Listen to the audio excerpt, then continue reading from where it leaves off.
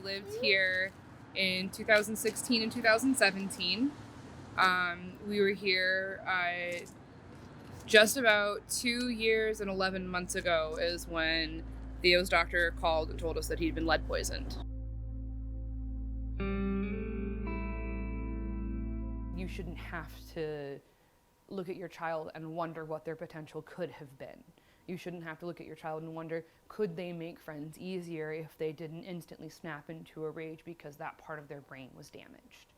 Here's the water pipe. So the same as it always was.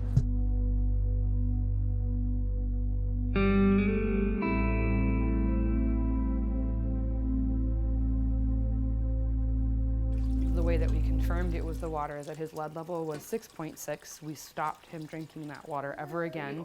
And less than a month later, his lead level had dropped in half to 3.3, which means we had eliminated his exposure. Suddenly, he was getting pickier, he was getting more aggressive, he was getting stomach aches, he was getting constipated and headaches. Newark confirmed his lead poisoning in January, and by February, he was expelled from his preschool because of his aggression.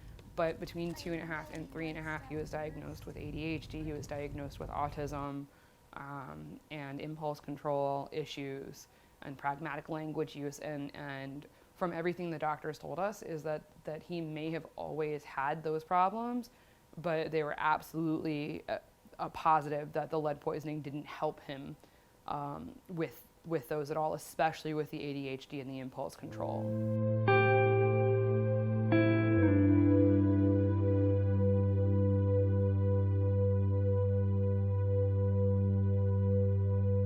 When we moved to Elizabeth, I didn't know that Elizabeth was buying up to 40% of their water from Newark. They have actually said that they were going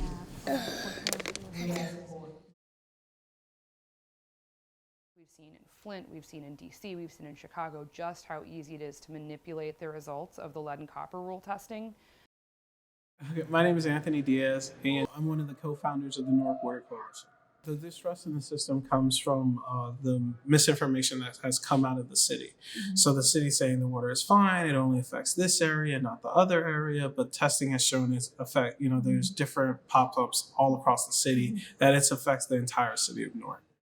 So the coalition has stepped in. We try to fill in the gaps of the city. Like, if you can't get a filter from the city, you come to the Newark Water Coalition. If you can't get bottles of water, you come to the Newark Water Coalition. But the thing is, we don't have the resources that the city has. We're trying to do this on a volunteer budget, with donations, and it's not possible and it's not sustainable. So this is the first time the Newark Water Coalition has come to the city council meetings. I gave you 2 articles. The first is our list of demands. Every resident needs to be provided with a point of entry filter until the pipes are replaced, blood testing for all residents in all wards, a fully funded comprehensive treatment plan for residents with lead poisoning for a minimum of 10 years.